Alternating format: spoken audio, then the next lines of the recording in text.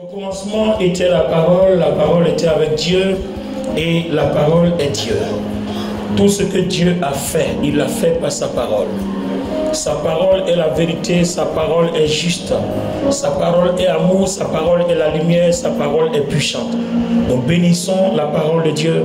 Au nom de Jésus, nous disons Amen. Amen. Que le Saint-Esprit prenne tout le contrôle, qu'il nous conduise dans sa vérité. Au nom du Seigneur Jésus-Christ. Amen. Alors, on va lire le livre de Jean. La dernière fois, on a lu presque toute la partie, verset 1 jusqu'au verset 17. On est toujours dans Jean 15. Aujourd'hui, nous allons, par la grâce de Dieu, lire quelques versets qui nous intéressent. Alors, je crois que le Seigneur va nous faire du bien ce matin. Jean chapitre 15. Je m'en vais au verset 8. Il dit, si vous produisez du fruit en abondance et que vous prouvez ainsi que vous êtes vraiment mes disciples, mon Père sera glorifié aux yeux de tous. Comme le Père m'a toujours aimé, moi aussi je vous ai aimé. Maintenez-vous donc dans mon amour. Si vous obéissez à mes commandements, vous demeurez dans mon amour. Tout comme moi-même, j'ai obéi aux commandements de mon Père et je demeure dans son amour. Tout cela, je vous le dis pour que la joie qui est la mienne vous remplisse vous aussi, et qu'ainsi votre joie soit complète. Voici quel est mon commandement. Aimez-vous les uns les autres comme moi-même je vous ai aimé. Il n'y a pas de plus grand amour que de donner sa vie pour ses amis. Vous êtes ainsi, mes amis, si vous faites ce que je vous commande. Je ne vous appelle plus serviteur parce que le serviteur n'est pas au courant des affaires de son maître. Je vous appelle mes amis parce que je vous ai fait part de ce que j'ai appris de mon Père. Ce n'est pas vous qui m'avez choisi, non. C'est moi qui vous ai choisi. Je vous ai donné mission d'aller et de porter du fruit qui soit durable. Alors le Père vous accordera tout ce que vous lui demanderez en mon nom. Voici donc ce que je vous commande. Aimez-vous les uns les autres. Amen. Amen. Merci Seigneur, que ta parole soit annoncée dans la vérité. Merci de vous asseoir. Amen. Alors, si vous avez remarqué, il dit, si vous prouvez ainsi que vous êtes mes disciples, en obéissant à mes commandements, alors que mon commandement c'est de vous aimer les uns les autres, donc si vous prouvez que vous vous aimez les uns les autres, alors vous êtes mes disciples. Et puis au verset 16, il dit, je vous ai envoyé pour que vous portiez du fruit. On se refait encore à Matthieu 28, 19. Allez par tout le monde, faites des nations des disciples, les baptisant au nom du Père, du Fils et du Saint-Esprit. Donc une fois qu'on fait des disciples, nous portons du fruit. Nous-mêmes, nous sommes un fruit et nous portons d'autres fruits. Alors, comment ça se fait? Quand vous lisez du verset 1 jusqu'au verset 8, puisque nous avons lu du verset 8 au verset 17, il dit, je suis le cep et vous êtes les sarments. Tout sarment qui est attaché à moi porte du fruit. Et tout sarment qui ne porte pas de fruit, alors qu'il se dit attaché à moi, moi je n'en ai pas besoin. Je le coupe et puis je le fais brûler au feu. Et le même Seigneur Jésus-Christ dit, beaucoup sont appelés dans l'église, peu sont élus. Donc en fait, le peu d'élus là, c'est les sarments qui sont attachés à lui, mais qui ne portent pas de fruit. Amen. Donc en fait, celui qui va aller au ciel après sa mort, il faut être attaché à lui, ça fait un, mais il faut porter en plus du fruit. Et celui qui veut être béni sur la terre, il dit, si vous portez du fruit, mais en abondance. Vous comprenez? Il faut porter du fruit en abondance, alors tout ce que vous demanderez au Père en mon nom, il vous l'accordera. Donc nous voulons avoir nos prières exaucées sur la terre, il faut porter du fruit en abondance. C'est-à-dire, il faut être disciple au-delà des espérances. Vous voyez que le problème il est résolu? Maman, regardez une chose. Quelqu'un se plaint et puis il dit, depuis que je suis à l'église, je ne vois rien. Dieu ne me bénit pas. Je prie, c'est pas exaucé. Les démons maltraitent ma vie. J'ai tous les problèmes. D'accord. Ma première question, est-ce que Dieu ment? Il ne ment pas. Ce qu'il dit là, il a compris. Mais nous avons un problème pour accomplir ce qu'il dit. Il dit, si vous êtes mes disciples, si vous prouvez que vous êtes mes disciples, demandez tout, vous serez accordé. Et si vous n'êtes pas mes disciples, je vous coupe, je vous jette au feu. Pasteur Emily, il n'est pas clair. Non. Il est clair, non? Il dit, si vous portez du fruit en abondance, en tant que disciple, tout ce que vous demandez à Dieu, il va vous donner. Hein? N'est-ce pas, belle? Mariage, tout ça là, voyage, il va vous donner. Amen. Mais si vous ne portez pas du fruit, on vous coupe, on vous jette au feu. Donc on comprend que beaucoup sont appelés, peu sont élus là. C'est-à-dire, dans l'église, il y en a qui portent du fruit, mais pas en abondance. Il y en a aussi qui portent du fruit en abondance et il y en a qui ne portent pas du fruit du tout. Amen. Nous, on va se référer à ce que le Seigneur a dit. Il nous dit, si on porte du fruit en abondance, tout ce qu'on lui demande, il va faire. Donc, à nous de le mettre à l'épreuve.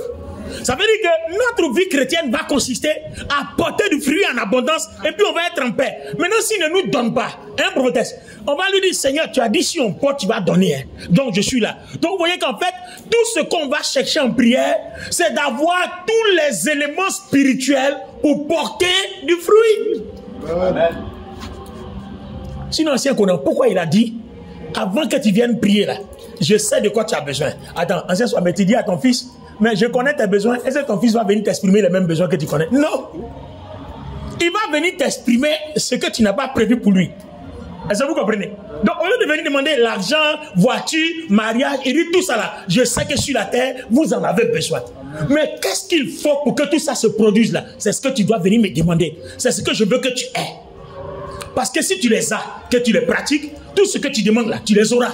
C'est tranquille, non? Ce que je dis n'a pas un sens. Est-ce que la Bible n'est pas suffisamment claire? Donc en fait, le problème ce n'est pas Dieu.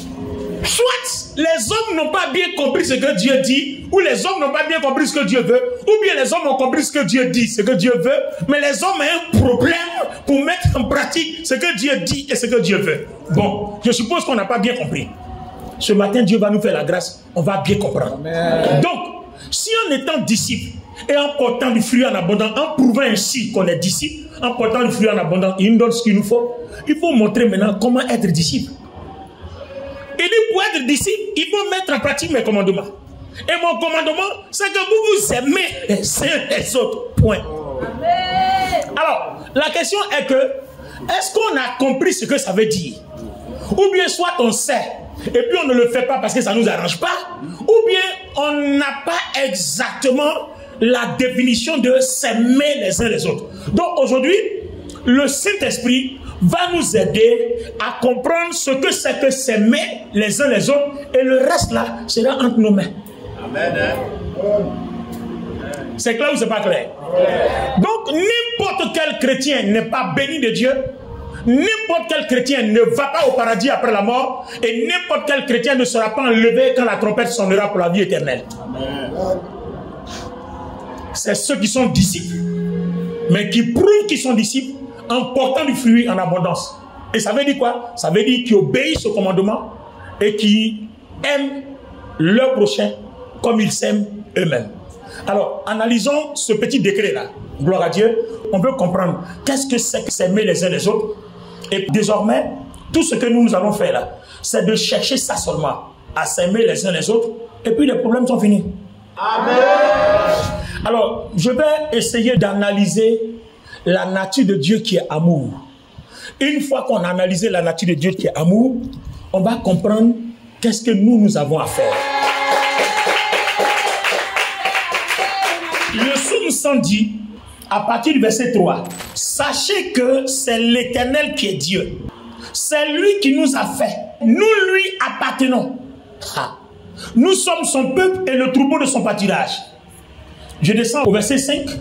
Car l'Éternel est bon, son amour dure à toujours et sa fidélité s'étendra d'âge en âge, c'est-à-dire de génération en génération.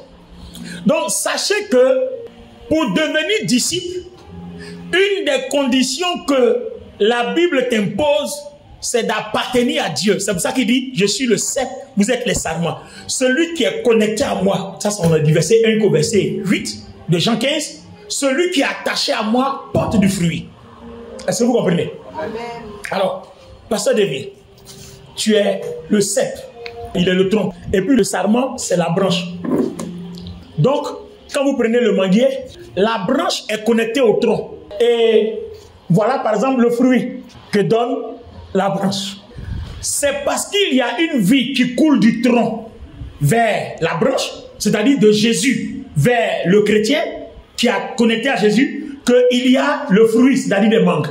Si vous déconnectez ça, il n'y a plus. Donc le fait que tu sois connecté et que par Jésus-Christ tu es la vie, ça veut dire que tu es né de lui. Donc tu portes sa nature. Donc la vie qui coule dans Jésus, c'est-à-dire dans le tronc, coule aussi dans la branche.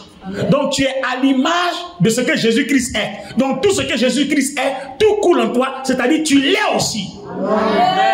Alors, regardez, tu es digne, notre Seigneur, notre Dieu, de recevoir toute la gloire, car tu as été racheté, tu as été immolé, tu as racheté pour Dieu par son sang, tu as été dans de toute couleur, de toute nation, tu as fait un royaume de salutaire et ils régneront sur la terre. Maintenant on dit, l'agneau qui a été immolé est digne de recevoir la puissance, la richesse, la sagesse, la force, l'honneur, la gloire et la louange. Or, c'est le cep, tout ça là. Mais comme le cep a sa nature qui coule, donc il ne déverse que dans la branche, c'est-à-dire toi le chrétien, la richesse, la puissance, la sagesse, l'honneur, la sagesse, la gloire et la louange.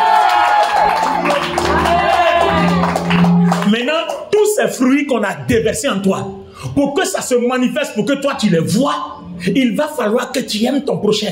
Ainsi tu prouves que tu es disciple. Amen. Tu comprends maintenant? Ainsi tu prouves que tu es disciple. Donc dans l'église, le Saint-Esprit n'habite pas dans le corps, dans l'esprit ou dans l'âme de n'importe qui. Il habite dans le corps, dans l'âme, l'esprit des disciples. Amen. Amen. Alors, regardez bien. Pour que toi tu sois attaché à lui, il faut que tu réalises qu'avant tu étais pécheur. Et tu étais pécheur là. Quand Satan est entré avec son péché, il s'est mis au milieu. C'est pour ça que quand vous lisez le Nouveau Testament, on dit il y avait un voile qui séparait le lieu saint du lieu très saint. C'est-à-dire entre les hommes et Dieu, il y a un voile. En fait, c'est le diable avec son péché. Donc, ce péché-là dit, celui qui a péché, l'âme qui a péché, c'est elle qui mourra. Mais la même Bible dit, Dieu ne veut pas que le pécheur qui a péché meure, mais que le pécheur vienne à la repentance. Maintenant, Dieu installe la loi. Et Dieu dit, celui qui pratique la loi devient juste. Il ne mourra pas. Donc tu ne mourras pas si tu es juste. Mais tu es juste quand tu obéis à toute la loi. Et on se rend compte que la loi elle-même, là, elle est venue comme un prédateur pour que personne ne puisse obéir à toute la loi, afin que tout le monde court vers Dieu, revienne pour se connecter et devenir son enfant. Mais comme tu n'as pas pu obéir à la loi, comment tu vas revenir pour te connecter? Il faut qu'on trouve un autre chemin. Alors Dieu donne Jésus. Et la Bible dit quoi? Quiconque croit à Jésus devient juste. Parce que le jugement qui doit te tuer là est retombé sur Jésus. Alors que quand tu n'as pas pu obéir à la loi, normalement tu dois mourir. Jésus vient, il prend ta mort. Et quand il prend ta mort, il te justifie. Alors il dit, celui qui croit en moi, c'est-à-dire celui qui me donne sa vie et qui se comporte vis-à-vis de moi comme étant son enfant, alors celui-là a la foi et celui-là est justifié. Est-ce que vous comprenez maintenant? Et c'est celui-là qu'on appelle le disciple. C'est pour ça que 1 Jean chapitre 1, au verset 10 à 12, au commencement était la parole était avec Dieu. Au verset 10, 11, 12, à tous ceux qui ont reçu Jésus-Christ, qui ont eu la foi en lui, la parole a donné le pouvoir d'être enfants de Dieu. C'est-à-dire, le Saint-Esprit les a connectés en tant que branche sarment au cep.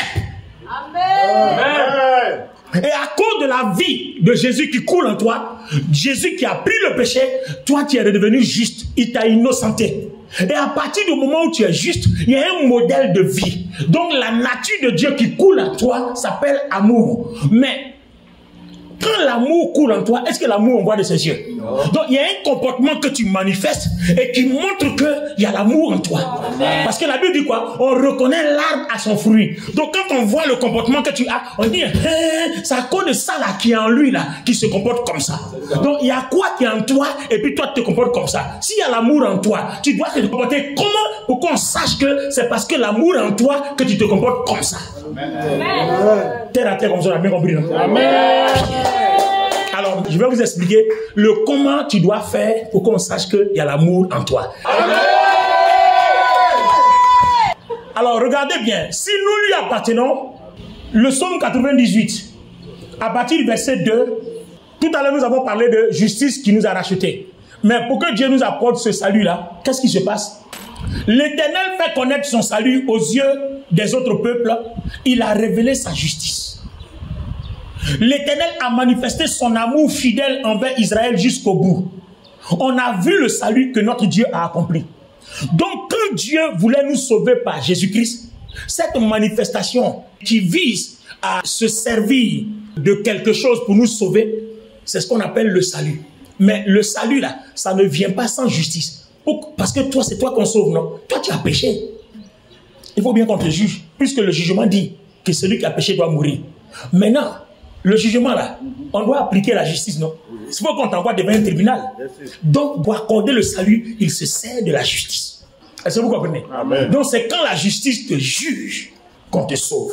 Parce que la justice va juger quoi? Avec justice, avec équité.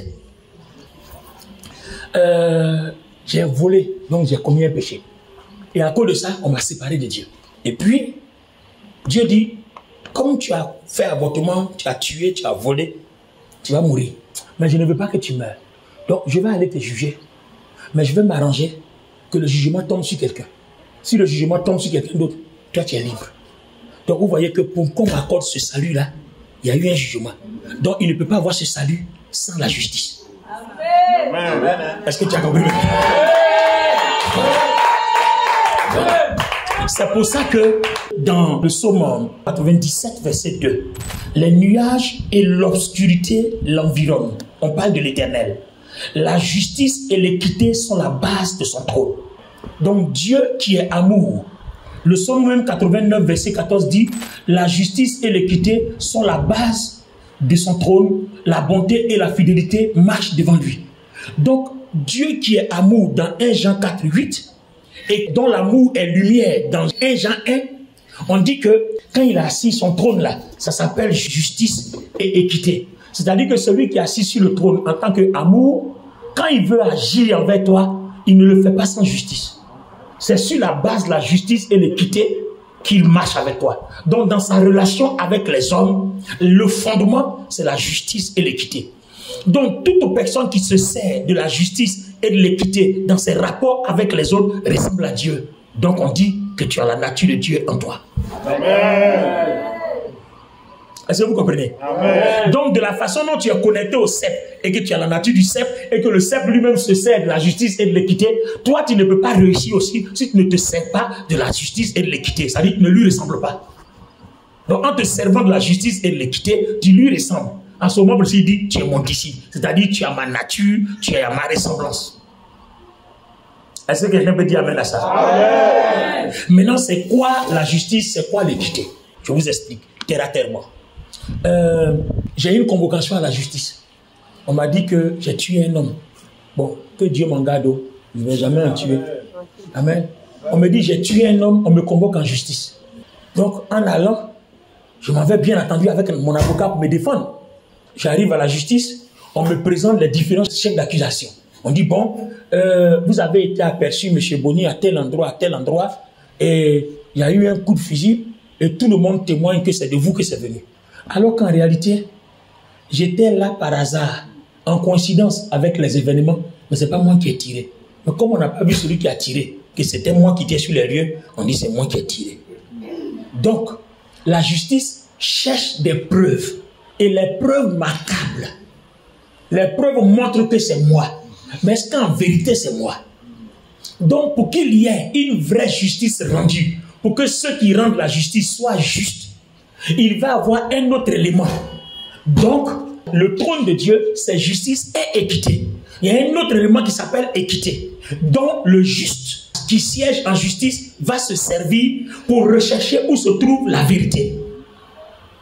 Donc une fois que la vérité est trouvée, le juste, il rend son verdict et puis sur la base de la vérité, il condamne. Donc tout ce qui utilise la vérité, c'est-à-dire l'équité pour agir envers son prochain, ça s'appelle amour. Alors pour mieux comprendre, je vais renverser les données. La justice et l'équité. L'équité, c'est l'élément dont la justice se sert. Mais attention, prophétesse, l'équité, ce n'est pas l'égalité. L'égalité, c'est que nous traitons tous les hommes au même niveau.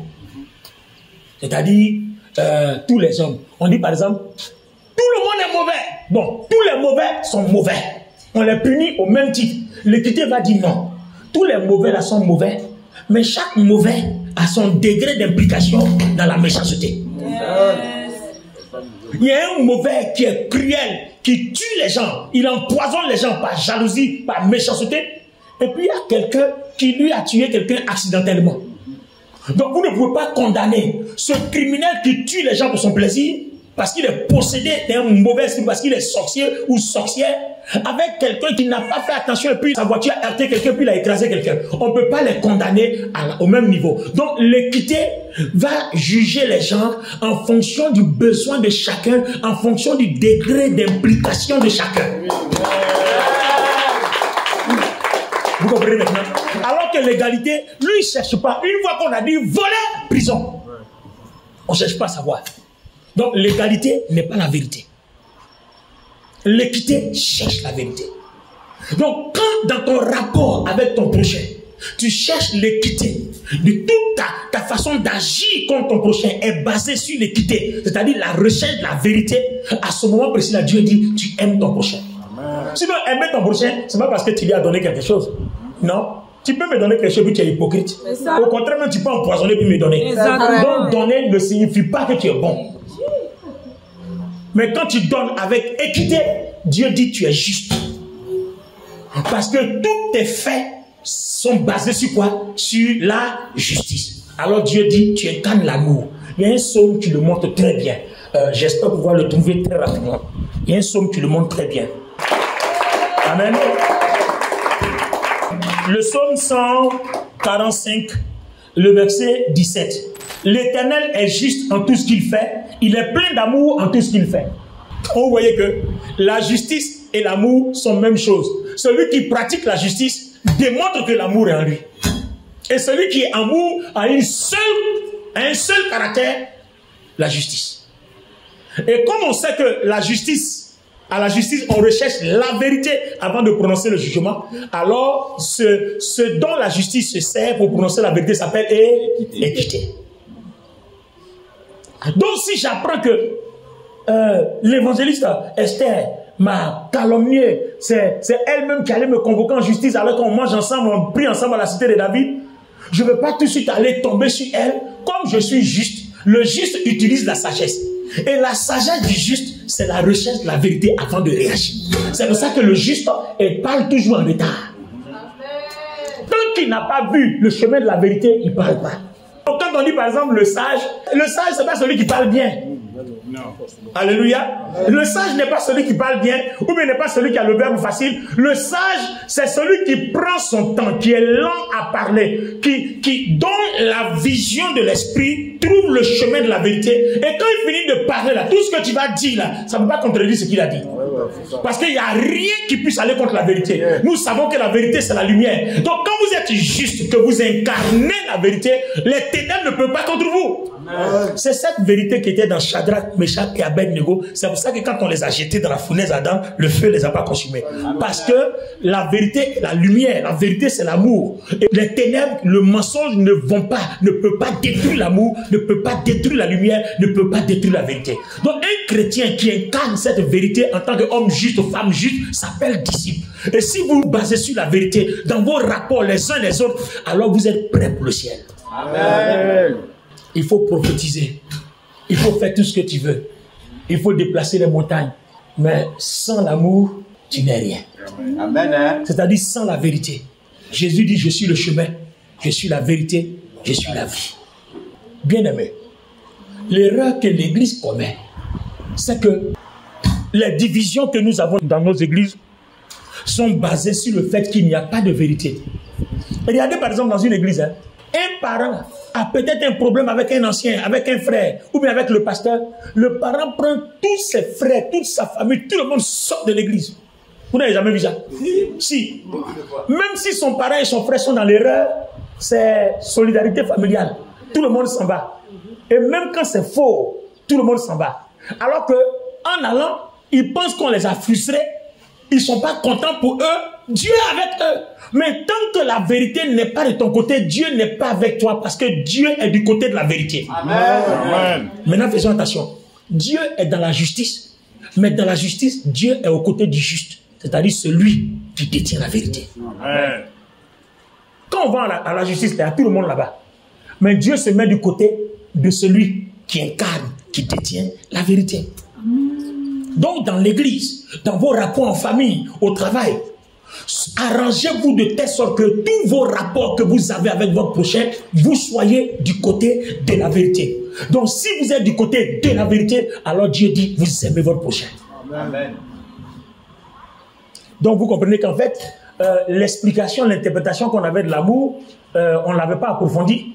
Parce qu'on a dit, l'amour rend service sans intérêt. Mais l'amour ne se limite pas au niveau de rendre service. Ce n'est pas une affaire de rendre service, c'est une affaire de rapport quotidien. Et dans nos rapports quotidiens, ce n'est pas seulement rendre service. De comment tu me regardes? Comment tu me vois? Quand tu me salues, qu'est-ce que tu penses dans ton cœur? Quand toi et moi on prie ensemble ici, là, quel est le projet qui est dans la tête de chacun? Ton projet, c'est de me tuer, ou bien ton projet, c'est de m'empêcher d'avancer? Donc l'amour, ce n'est pas une question de rendre service, c'est une question de se servir de la vérité. Ça veut dire que quand ton frère t'a fait du mal, que tu lui as dit la vérité, tu ne le détestes pas. Sois sûr que c'est la vérité que tu as dite. Donc si c'est la vérité que tu as dite, tu n'as rien à t'en faire. Qu'il soit fâché contre toi ou bien ne soit pas fâché, Dieu est avec toi parce que tu as dit la vérité. Ouais. Maintenant, il y a la façon de dire la vérité. Parce que l'amour n'est pas orgueilleux, puisque l'amour, c'est la vérité. Donc, quand tu parles de la vérité avec quelqu'un, c'est le fait aussi que tu respectes quelqu'un, même s'il est petit, il est pauvre, il est riche, il est moyen, il est noir, il est blanc, c'est que ton rapport avec lui se base sur la vérité. La vérité ne veut pas que tu écrases le petit. Non. La vérité ne veut pas que tu te serves du mal. C'est ça. La vérité ne veut pas que tu te rendes plus important que quelqu'un. La vérité aime tout le monde au même niveau. La vérité salue tout le monde au même niveau. Petit, grand, riche, pauvre, tout le monde au même niveau. Amen. Le même respect. Amen. Ça, c'est le juste. Il agit dans le juste milieu. Voilà ce qu'on appelle aimer son prochain. Maintenant, le problème. Comment on réussit ça? Hein, David? On est en train de parler. Et puis David a chauffé mon cœur. Hein, Esther? Il a chauffé mon cœur. Ah, il est tombé. Et, les amis, maintenant David, voilà sa femme, voilà ses enfants. On a fouetté son orgueil. J'ai bafoué sa dignité. Je l'ai tapé comme ça devant ses enfants. Alors qu'à la maison, c'est le boss. Quand il parle, tout le monde se tait. Et puis voilà quelqu'un qui l'a tapé, il ne parle pas. Donc, est-ce qu'arrivé à la maison, il sera courageux pour parler encore là-bas? Taisez-vous. On risque de lui dire, hé, au dehors là-bas, là, on a vu, non, pardon, on va nous fatiguer ici. Vous voyez? C'est à tout ça là qu'on pense. Et puis, on a envie de montrer que c'est nous aussi. Or, l'amour dit, quand il t'a tapé là, il ne faut pas agir d'abord. Il faut attendre jusqu'à ce que tu comprennes sur quoi il s'est basé pour te taper. Est-ce qu'il a raison de te taper? Est-ce qu'il n'a pas raison? Quelle est sa motivation? Qu'est-ce qui s'est passé et puis t'as tapé? Parce que parmi les différents meurtriers là, il y a un qui a tué parce qu'on a cherché sa femme. Tu as couché sa femme, il t'a tué. En justice, on appelle ça crime passionnel. L'autre fait 10 ans, lui, on va lui donner 5 ans. Parce qu'on dit, c'est toi qui as cherché. Donc tu l'as rendu nerveux, donc il t'a fait quelque chose, on diminue pour lui. Celui qui a tué aussi en légitime défense, au lieu de lui donner la peine capitale ou la peine de mort, on lui donne quelques années et puis il sort. Mais celui qui est criminel, on lui donne la peine capitale ou bien la peine de mort carrément. Donc vous voyez que la justice juge avec équité. Tu vas chercher à savoir le degré d'implication, le degré de motivation. Qu'est-ce qui l'a poussé à faire ça? C'est pour ça qu'on dit, si on te tape sur la joue gauche, tourne la droite. On n'a pas eu de montrer, on va taper d'accord. Non, il faut garder ton calme, cherche à comprendre. Parce que dans ta réaction là, si tu n'as pas la vérité et que tu réagis, Dieu risque de se retourner contre toi. Parce que si la personne qui t'a tapé est dans la vérité, c'est-à-dire on t'a vaincu, Dieu lui-même va te vaincre encore. Donc, toutes les actions que vous devez avoir, ça doit être motivé par la vérité pour que Dieu soit de votre côté. Amen. Parce que Dieu est toujours du côté de la vérité. Donc, vous voyez que l'amour envers son prochain, ce n'est pas le sentiment, ce n'est pas l'émotion, ce n'est pas la famille, mais c'est le lien qui nous unit à la vérité. Amen.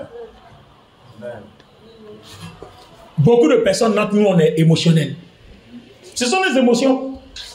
Tiens, mais ça là, et puis tu as laissé. De toute façon, il t'a tapé là, tu as laissé. Ça là, on laisse pas. Mais ton nom est gâté dans le quartier ici. Désormais là, tu vas regarder les gens comment. Va cogner le monsieur là, va cogner, cogne-moi la fille là, cogne-la moi.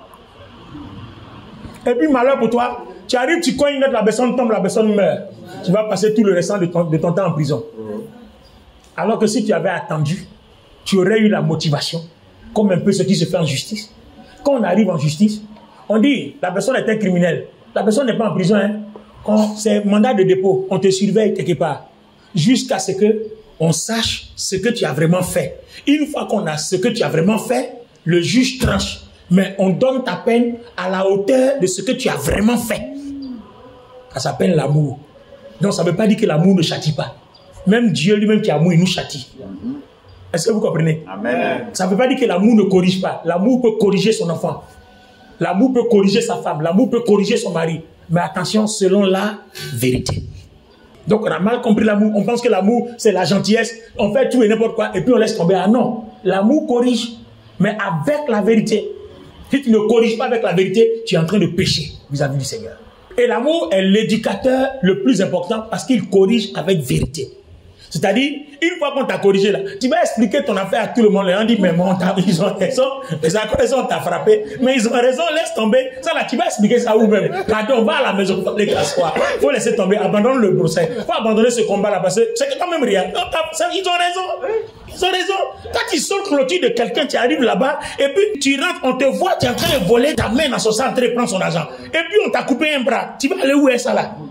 Ils ont raison, pardon, va te soigner, et puis tu vas oublier le coup. Est-ce que quelqu'un comprend? Vous voyez? Pourtant, tes parents et toi auraient bien voulu que, comme on a coupé ton bras, il y ait réparation. Mais on a coupé ton bras dans la vérité. Donc Dieu ne va rien faire à cette personne. Est-ce que vous comprenez? Dieu ne va rien faire à cette personne. Si tu ne veux pas qu'on coupe ton bras, ne saute plus clôture de les gens. D'accord? Ne cherche pas, ne va pas briser leur vie pour entrer dans leur chambre et puis mettre ta main dans leur sac. Tu fais quoi là-bas? Donc vous voyez comment la vérité travaille. Donc l'amour châtie. C'est pour ça qu'on dit qui aime bien, châtie bien. Parce qu'on doit t'aider, mais il ne faut pas châtier sur ta colère, sur tes émotions et autres. Alors, la dernière chose que je voudrais toucher avant qu'on se laisse, vous voyez, ça fait tellement mal d'aimer. C'est pour ça que le Seigneur dit, pour aimer là, il faut porter sa croix. Il faut renoncer à toi-même. À ta façon, il t'a tapé, tu as mal à la base de vie. Tu as envie de rendre, non? Mais Esther, pourquoi il doit renoncer à lui-même? C'est le fait de supporter, d'encaisser, d'endosser sa honte, son humiliation, jusqu'à ce que l'équité lui dise, voilà pourquoi on t'a tapé. Ah, maintenant là, tu vas agir. C'est comme ça que le sage travaille. C'est comme ça que les justes travaillent. Et si tu fais ça, Dieu sera toujours avec toi. Parce que celui qui est juste là, celui qui le tape, Dieu le tape. Non, ça là, c'est dimanche prochain. Dimanche prochain, c'est fort, hein? C'est fort. Donc, aujourd'hui, on va terminer par ce passage. Il dit, tu aimeras ton prochain. Mais il ne s'est pas arrêté là. Il n'a pas dit, tu aimeras ton prochain. On dit de vous aimer les uns les autres. Donc, tu aimeras ton prochain comme toi-même. Donc, ancien soigné. Pour être capable d'aimer ton prochain, il va falloir apprendre à t'aimer toi-même. Or, ancien de Koyo, on a pensé que s'aimer soi-même, c'est s'apporter de bonnes choses. Puisqu'on a dit, ce que tu ne veux pas qu'on te fasse, ne le fais pas aux autres. Et ce que tu veux qu'on te fasse, fais-le aux autres. Bon, d'accord. Quand on dit ce que tu veux qu'on te fasse, fais-le aux autres, tout ça là, c'est par rapport à la vérité. ce n'est pas par rapport à tes émotions. C'est par rapport à la vérité. Ça veut dire quoi? Ancien Swami, tout à l'heure, là, on ne sait pas, il se passe une affaire bizarre, puis il te parle mal. Puis il dit, bon, excusez-moi l'expression, hein, je suis en train de parler, je veux aller terre à terre. Il va dire, oh, va là-bas, tu m'emmerdes. On s'en fout, on fait rien, ça. Et puis après, va devant voir là-bas. Voilà, on s'engagne, on s'en fout. Voilà, excusez l'expression, mais je veux que vous compreniez terre à terre ce que c'est. Donc il a mal. Il dit, aïe, à cause de cette petite chose, c'est pour ça qu'il m'a parlé comme ça. Mais ça là même là, lui là, il faut que lui montre un peu. Est-ce qu'il me connaît? C'est ça. Est-ce qu'il me connaît? Moi. Ne parle pas de moi comme ça. Attends. Attends. On lui a jamais dit à quoi je ressemble. On lui a jamais parlé de moi. Oh, attends, mon gars, est-ce que tu as déjà reçu mon témoignage? Là, Jésus m'a transformé. Hein. Est-ce que tu as mon témoignage? Et puis, ancien Swami s'en va à la maison. D'accord? Lui seul, il est là, et puis ça tourne dans sa tête. Il est fâché comme ça tourne dans sa tête. Il est fâché comme ça, il a envie d'agir. Donc, la Bible dit, tu aimeras ton prochain comme toi-même. C'est-à-dire, l'équité, là, tu vas te l'appliquer à toi-même ta conscience. Toi-même, tu vas mettre la vérité en face de ta conscience. Et puis, tu vas dire, bon, si c'était moi qui avais insulté comme ça, si j'aurais voulu qu'on me frappe. Bon, c'est vrai, hein, ça peut m'arriver de déconner, hein, mais vraiment, de toute façon, je suis en colère là, si je dois frapper le gars là, si moi aussi je suis dans la position, quelqu'un doit me frapper comme ça, je crois qu'il faut que je lâche prise parce que ça peut m'arriver. Vous voyez, ta conscience t'interpelle que ce que quelqu'un t'a fait là, ça peut t'arriver. Et si ça t'arrive, tu ne souhaiterais pas qu'on te frappe. Donc toi, tu vas baisser ta garde, tu ne vas pas frapper. Ça veut dire que demain, si quelqu'un te frappe la même erreur, Dieu frappe la personne parce que toi, tu agis comme injuste. Quand on commet la même erreur, tu ne frappes pas. Donc si quelqu'un te frappe pour la même erreur, Dieu frappe la personne.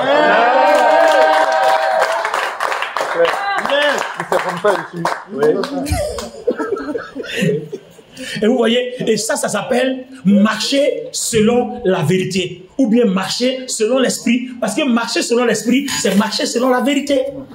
L'esprit est vérité, l'esprit de Dieu est amour. Et tout ce qui est amour a pour fruit la vérité, c'est-à-dire la justice.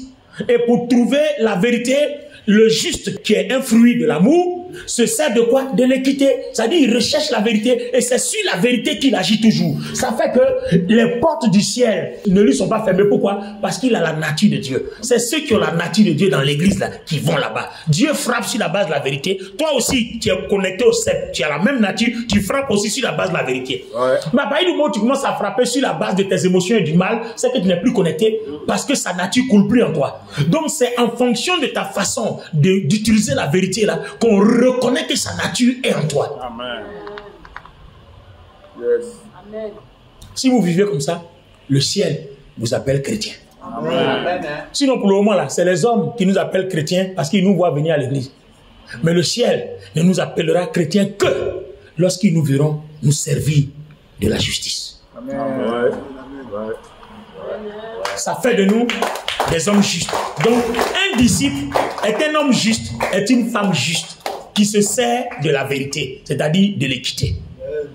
C'est pour ça que Dieu bénit, bon, dimanche prochain. Tenez-vous debout. Alléluia. Amen. Donc si nous voulons prospérer, qu'est-ce qu'on retient? Si nous voulons aller de l'avant, qu'est-ce qu'on retient? Il faut être juste. Si nous voulons montrer que nous avons la nature de Dieu, il faut être juste. Et le juste, il fait quoi? Il agit selon la vérité. C'est pour ça que Dieu lui-même, il se sert de la justice et de l'équité. De la justice et de la vérité. C'est la base de son trône. Il ne fait rien en rapport avec les hommes sans justice, sans équité. C'est le droit qui est dit. On dit le droit, c'est-à-dire on dit la vérité. Lève les mains. Nous voulons demander au Seigneur de nous donner la force. Emily, même si tu as mal jusqu'à... N'oublie pas que Dieu est du côté de la vérité, que tu dois te servir de la vérité. Même si tu as mal, que tu te sers de ta colère pour faire le mal, Dieu ne sera pas avec toi. Amen. Même si ce qu'on t'a fait n'est pas bien, Dieu ne sera pas avec toi parce que tu ne t'es pas servi de la vérité. Si tu veux avoir raison devant Dieu, que ça t'arrange, que ça ne t'arrange pas, que tu es mal, que tu n'es pas mal, ton caractère, ta réaction doit être fondée sur quoi? La vérité. Ça s'appelle être juste. Donc il faut commencer d'abord à être juste dans ta propre conscience. Il faut d'abord rentrer en toi un prophète pour montrer que là j'ai tort. Sinon attends, quand tu te répands là, c'est quelqu'un qui te parle. Devant Dieu, toi-même tu reconnais, tu réalises que tu as mal fait. Même si tu as honte d'aller vers les gens, bon j'ai mal fait, pardonnez-moi, mais au moins dans ta chambre là-bas, tu dis Seigneur, j'ai honte d'aller là-bas, mais moi-même, entre toi et moi, je reconnais que j'ai mal fait, pardonne-moi. Déjà ta conscience là, tu as déjà jugé, et c'est sur cette base-là que Dieu te pardonne. Si ta conscience ne te juge pas, toute repentance que tu fais de la bouche là, Dieu ne tient pas compte. Amen. Tu dois accepter le jugement de ta conscience. Amen. La vérité que toi-même ta conscience t'impose. Regarde dans le miroir de ta conscience. Et puis tu reconnais sans même que quelqu'un te parle. Et puis toi-même tu fais ton mea culpa. Si tu sais faire ça à toi-même, pour faire mea culpa devant les autres, ça sera plus compliqué. Parce que tu t'es imposé cette éducation. Ça s'appelle donc l'humilité. Quand ta conscience commence à cultiver la vérité sur elle-même, ça s'appelle l'humilité. Oh non, dimanche prochain. Pourquoi il fait ça même? Dimanche prochain. Alors les amis, nous sommes en train d'aller vers le ciel. L'enlèvement c'est pour bientôt. Donc voilà comment il faut se comporter. Si tu veux être sûr que la tempête sonne, tu vas faire partie du lot. C'est comme ça qu'il faut se comporter. Si tu veux être sûr qu'après ta mort tu vas au ciel, c'est comme ça qu'il faut se comporter. C'est ce qu'on appelle chrétien. Et ça s'appelle disciple. Il dit de prouver. Donc voilà comment tu dois prouver. Lève les mains. Merci Saint-Esprit.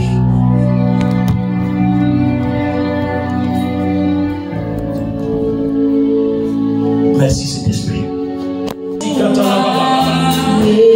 Quand tu vis de cette façon, une vie juste basée sur la vérité, dans tes rapports avec ton prochain, à partir de cet instant, le Saint-Esprit te connecte au cep. Et la vie du cep coule en toi. Et tout ce que Jésus-Christ est coule aussi dans notre vie. Et c'est à partir de cet instant-là que la puissance de Dieu se manifeste. C'est là que le Saint-Esprit commence à se révéler à toi. Tes songes et tes rêves commencent à être de plus en plus clairs. Les dons se développent. La puissance de Dieu agit. La pureté et la sanctification entrent dans ton corps par le Saint-Esprit. Il commence à purifier ton corps, ton âme et ton esprit. Il te brise tous les liens. Il consume les liens de famille. Il consume les liens de parenté, les liens ancestraux. Et il te rend totalement libre. Parce que la nature lumineuse, le feu de Dieu coule en toi. Tu deviens invincible par les démons. Si on te jette dans la fosse au lion comme Daniel, le feu et l'esprit, la nature de Dieu te délivrera. Parce que Dieu lui-même est avec toi. Dieu habite là où sa nature est. Il habite là où l'amour se manifeste. Donc il est là où le fruit de l'amour est. La vérité, la justice. Quel que soit l'endroit où tu es, Dieu sera avec toi. David a dit, même quand je marcherai dans la vallée de l'ombre de la mort, tu es avec moi. Il faut être sûr que tu marches dans la justice, que tu marches dans la vérité. Alors la gloire de Dieu, la puissance de Dieu, l'onction du Saint-Esprit commence à opérer à travers la vie. À travers ta vie. Et tu commences à ne plus être comme les autres. Tu te démarques des autres par ta vie juste. Il dit, si vous êtes connectés à moi, demeurez en moi, demeurez dans mon amour. Celui qui vit juste. Et donc, l'amour avec son prochain est basé sur la vérité, qui demeure dans l'amour, qui prouve ainsi qu'il est disciple. La puissance de Dieu commence. Cette personne-là peut chasser des démons, peut opérer des miracles. Voici les signes accompagneront ceux qui auront cru. Alors à son nom précis, ce ne sont pas les hommes qui rendent témoignage de toi, mais Dieu lui-même rend témoignage de toi que tu es son disciple, que tu as cru. Alors les miracles t'accompagnent, la gloire de Dieu t'accompagne, la puissance de Dieu t'accompagne, la guérison t'accompagne, la délivrance t'accompagne, la prospérité t'accompagne. Tes affaires commencent à réussir, parce qu'il dit dans Jean 15 que tout ce que tu demandes au Père, à mon nom, au nom de Jésus, il te l'accorde. C'est là qu'une vie de gloire commence à ta vie. Demande pardon à Dieu, mets-toi en pause et réconcilie-toi avec le Seigneur. Et par une vraie repentance, reconnecte-toi à lui. Permets à la gloire de Dieu de couler à travers ta vie et de te donner une vie nouvelle. Seigneur, merci pour ta bonté. Merci pour ta fidélité. Nous croyons que tu es présent, nous croyons que tu es Dieu. Et nous croyons qu'à partir de ce message, une nouvelle vie commence pour nous. Une nouvelle, véritable naissance commence pour nous. Une véritable naissance commence pour nous. Merci de nous aider à expérimenter cette gloire, cette puissance et cette force. Au nom du Seigneur Jésus-Christ, reçois toute la gloire. Honneur et gloire à ton nom, Père. C'est dans le nom de Jésus, notre Seigneur, que nous avons prié. Et l'Église dit 3 fois Amen. Amen.